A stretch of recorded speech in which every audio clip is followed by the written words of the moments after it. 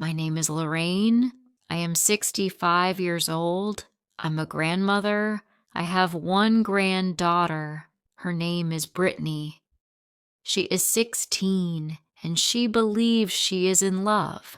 Every time I see her, she is smiling at her phone. Sometimes she laughs, sometimes she cries, and sometimes she looks afraid. Her boyfriend's name is Kendrick. He is handsome. At least that's what people say. But there is something that feels wrong. Brittany's parents are busy all the time. They work, they travel, they pay the bills, but they don't see what I see. They think it's just young love, but I think it's dangerous. For days, I tell myself to stay quiet. It's not my business. Maybe I'm just imagining things. Maybe I'm overprotective. But then one night, I hear Brittany arguing on the phone. Her voice is shaking, and then silence. The next morning, she says, "Grandma, everything's fine." But her eyes tell a different story. That's when I decide I can't stay silent anymore. This weekend, I'll take her on a train ride. Just the two of us. I'll tell her my own story, the one I've never told anyone. Maybe, just maybe, she'll listen, and maybe she'll understand before it's too late. But what if she doesn't? What if she already loves him too much to hear me? It's Sunday morning. We're at the train station. Brittany stands beside me, her phone in her hand. She looks bored. "Grandma, where are we going?" she asks.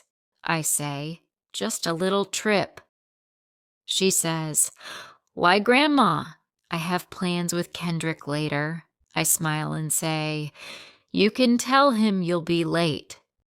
She rolls her eyes. Teenagers always think time is endless, but I know how fast life changes. We sit in silence. Then I say, "Brittany, can I tell you a story?" She says, "Sure, Grandma. You always have stories." I say, "When I was your age, I met someone too. His name was Bowen." Brittany looks up from her phone.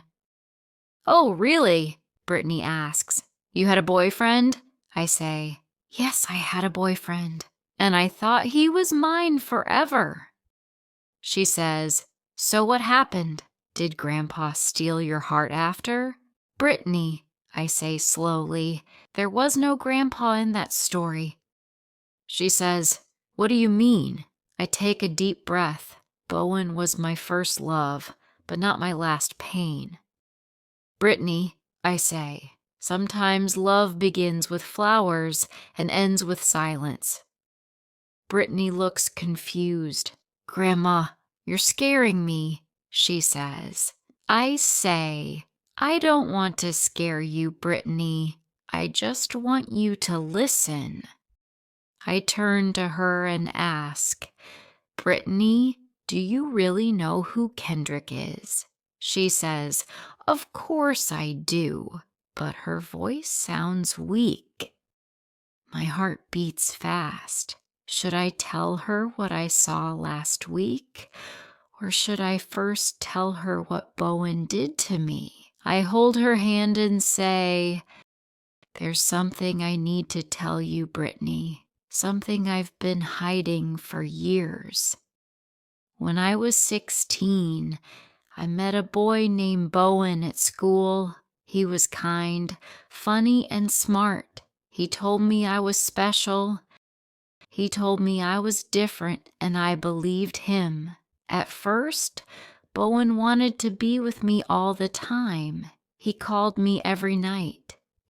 He said he missed me. It felt like love, but it wasn't. One day I didn't answer Bowen's phone. I was studying for a test. The next day he was angry. He said, "Who were you talking to? Why didn't you call me?" And I laughed. I thought he was joking, but he wasn't.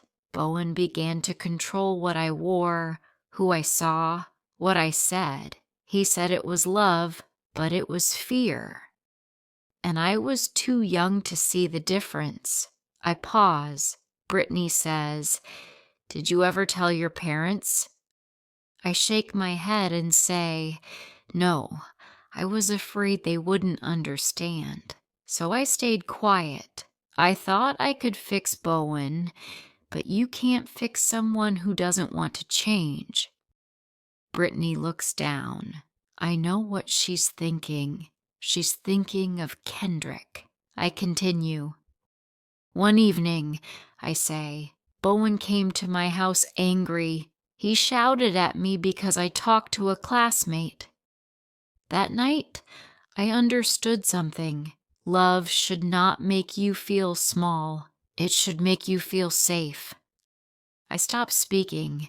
Brittany says, "Grandma, Kendrick sometimes gets angry too." My heart stops. "What do you mean?" I ask. She says, "Nothing serious. He just gets jealous sometimes. He says he loves me too much. That's why." Brittany, I say, when someone says they love you but makes you afraid, that's not love. That's control. Brittany nods, but I can see confusion in her eyes. Then her phone vibrates. It's a message. She looks at it and her face turns pale. I ask, "Who is it?" She says, "It's Kendrick. He's angry. He says he knows I'm with you, and he wants to know why I didn't tell him." I freeze. It's happening again. The same pattern, the same danger. But this time, it's not me. It's my granddaughter. Brittany's hands start to shake. She hides her phone in her bag. "Grandma," she says, "Kendrick says he's coming here." My heart jumps. I say, "Coming here? To the station?" She says, "Yes, Grandma. He says he wants to talk." "Brittany," I say, "you don't have to see him." She looks at me, confused. "But what if he gets mad?" she says. Her words break my heart. "Sweetheart," I say, "people who truly love you don't punish you for saying no." Brittany says, "I don't know what to do." I say, "You can start by not answering him." Then the phone rings again. It's Kendrick. Brittany doesn't move. I reach out and take the phone. She says, "Grandma, don't." But I answer. "Hello, Kendrick," I say. Kendrick says angrily, "Who are you? Why did you take Brittany's phone?" I say, "I'm her grandmother, and she's safe." He laughs. "Safe from what?" he says. "I just care about her. She's mine. She should have told me where she was." Brittany's eyes fill with tears. "Kendrick," I say, "no one belongs to you. Not Brittany, not anyone." He says, "You don't understand. Brittany needs me." I say, "No, Kendrick, you just want to control her." The line goes silent. Then the phone disconnects. Brittany starts to cry. "Grandma, he's going to hate me now." I say, "Then maybe it's time to see who he really is." Then my phone rings. It's a message from Brittany's parents. It says, "Lorraine, please call us. We just got a call from Kendrick's mother." I freeze. What could that mean? I take my phone and call Brittany's parents. Her mother answers. She says, "Lorraine, are you with Brittany?" "Yes," I say. "We're safe. What happened?" She says, "Kendrick's mother just called us. She's worried. Kendrick left home angry. He said he was going to find Brittany. We don't know where he is." Brittany covers her mouth. She says, "I didn't mean to make him angry." I hold her hand and say, "You didn't. His anger is not your fault." After a few minutes, my phone rings again. It's Brittany's mother. She says, "They found him. He's at the police station. He had an argument with his own father and broke a window. He's fine, but they will keep him there for a while." Brittany's eyes fill Ear's tears. She says, "Grandma, you were right. I didn't want to see it. I thought love meant never being alone."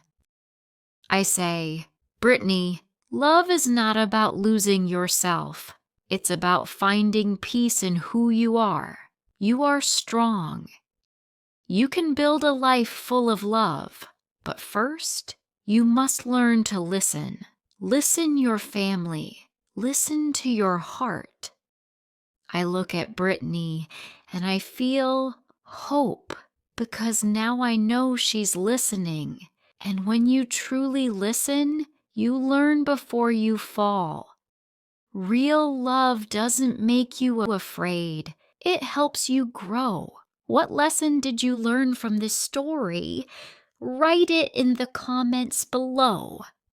If you liked this story, please like, comment, share, and subscribe.